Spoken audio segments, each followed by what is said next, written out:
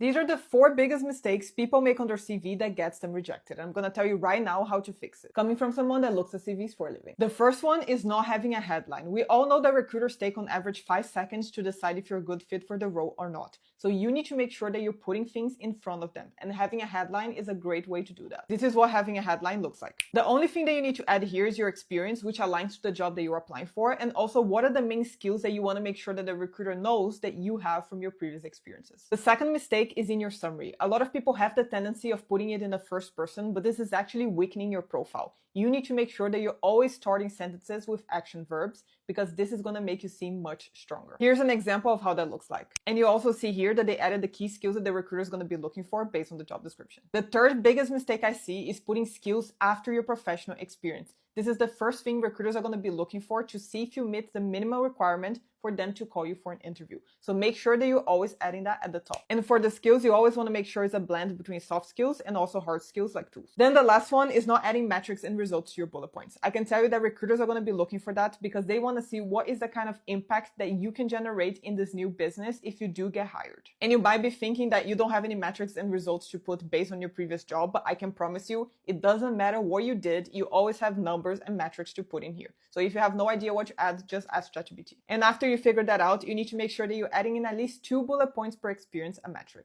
And this is how you create a very strong impression for the recruiter. If you want this exact template, just make sure to follow us and comment CV and I'll send it to you.